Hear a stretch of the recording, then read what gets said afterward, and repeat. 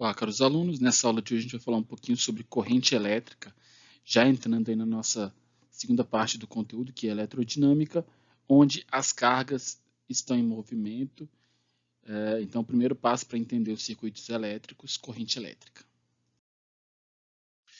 Historicamente, quando a gente pensa na ideia de corrente elétrica, a primeira noção que se tinha de que a corrente elétrica, na verdade, era uma espécie de fluido que corria ao longo dos fios como se fosse um líquido correndo através de um cano, algo desse tipo.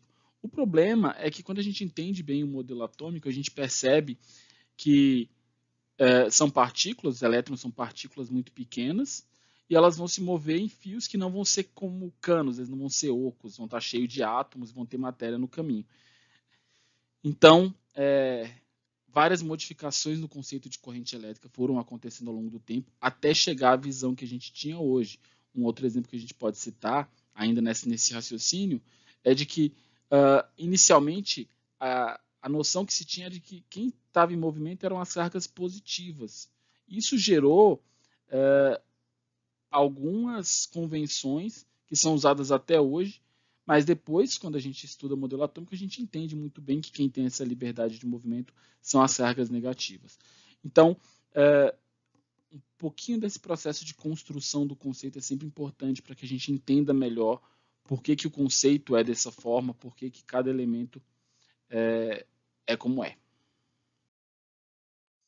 Então, aqui a gente tem nosso modelo atômico, uma imagem bem simples aqui. Você percebe que aqui no nosso núcleo eu tenho prótons e nêutrons, e eles estão bem presos aqui, existem forças atômicas muito poderosas mantendo esse núcleo coeso.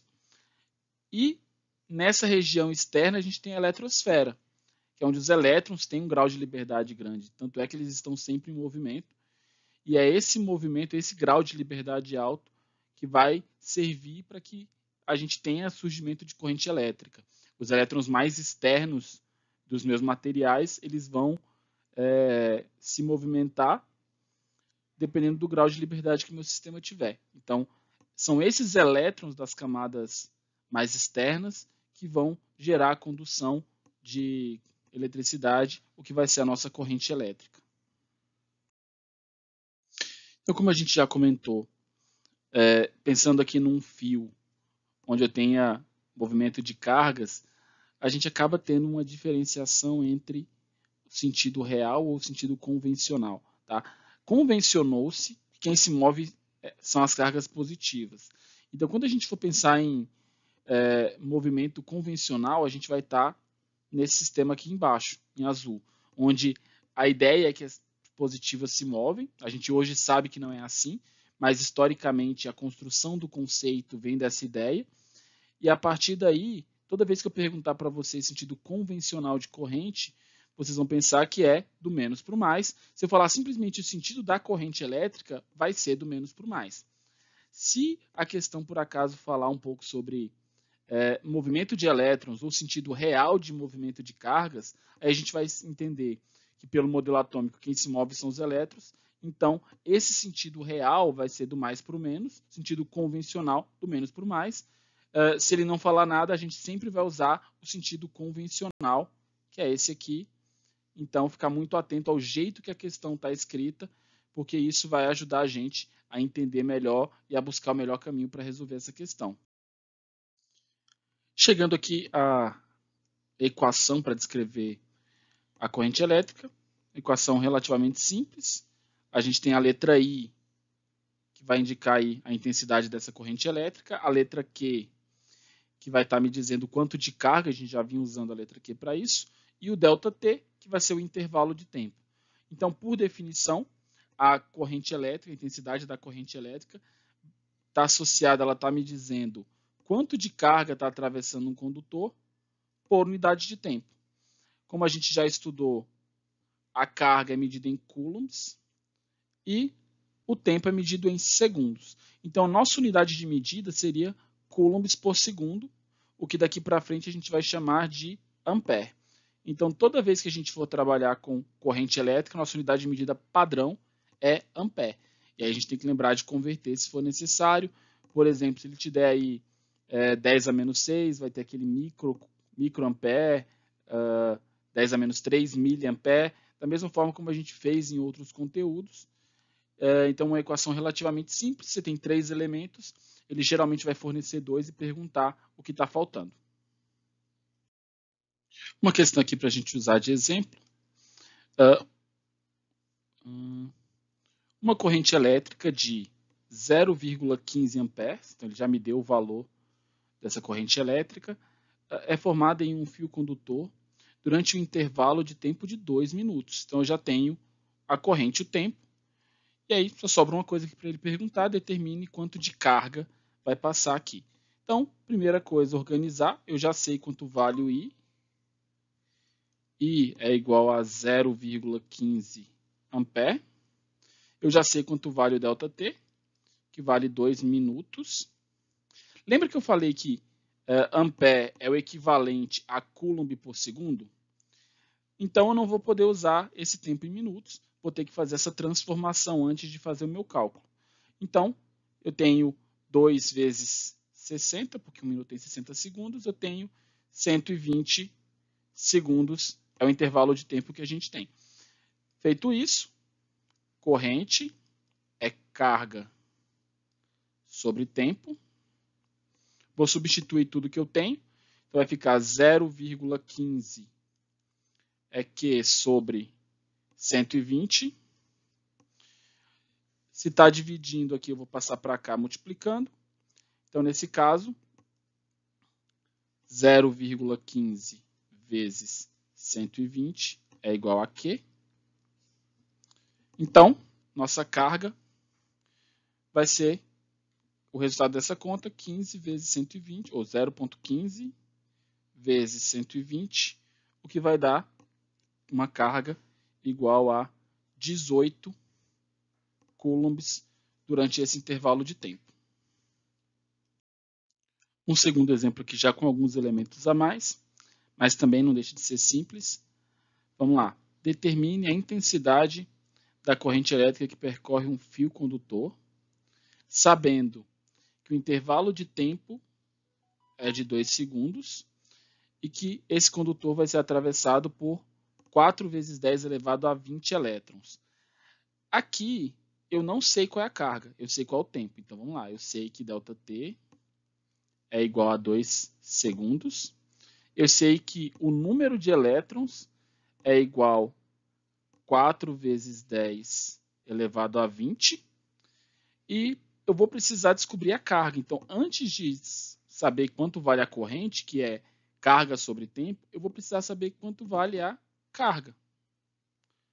Tá? Então, Q igual a N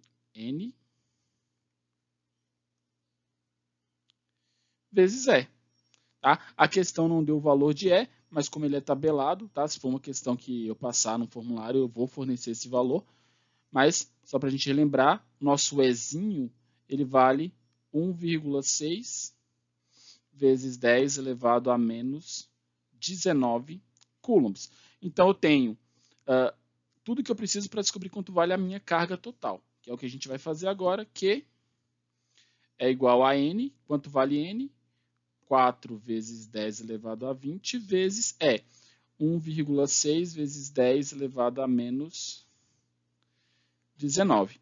Então, o que eu tenho que fazer aqui para descobrir o valor dessa carga é fazer quanto vale 4 vezes 16, ou 4 vezes 1,6, né? Que vai dar 6,4 vezes 10 elevado a 20 menos 19, 1.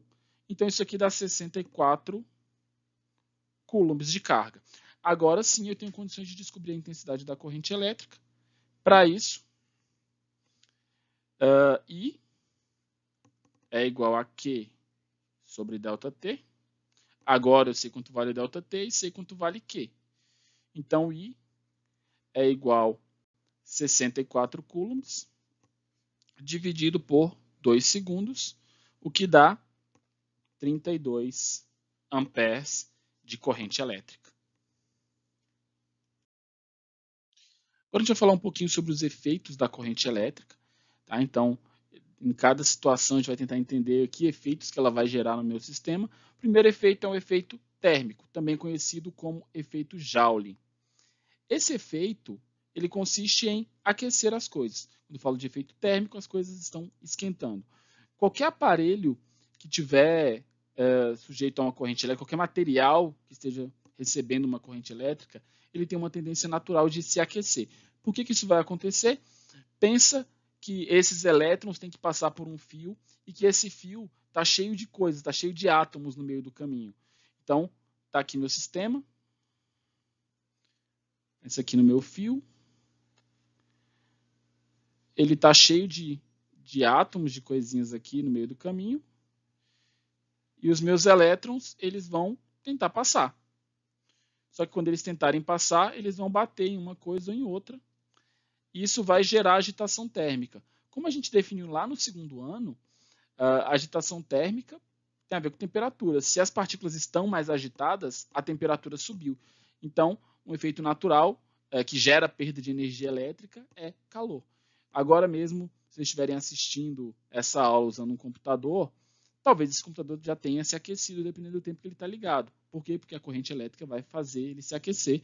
Se for no celular, a mesma coisa. Esses aparelhos que têm corrente elétrica geralmente vão esquentar por efeito Joule, que é esse efeito térmico que a gente acabou de descrever. O próximo efeito é o efeito químico. Tá?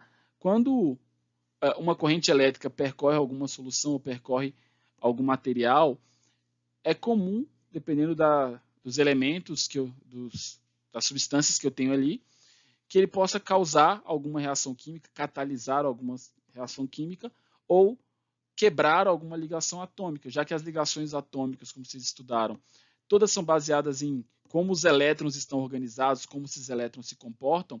Se eu tiver um monte de elétrons passando, isso pode, de alguma forma, modificar a estrutura do meu sistema, ou quebrando uma ligação química, ou favorecendo, como catalisador, que alguma reação aconteça.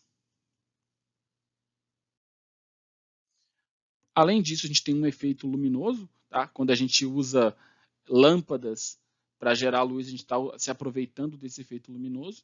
Ele pode acontecer porque meu material esquenta, como numa lâmpada de tungstênio. Aquelas lâmpadas amareladas sempre esquentam muito, porque aquele filamentozinho ele se aquece e, por estar muito quente, ele passa a brilhar.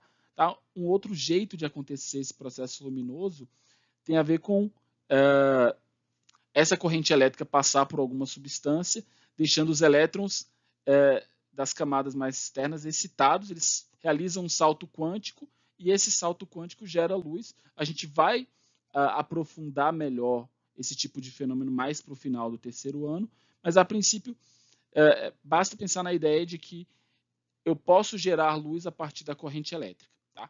Um efeito fisiológico, tá? Que seria o efeito no corpo humano, a ideia de quando a gente toma um choque, tem a ver com a forma como o nosso organismo faz os movimentos acontecerem.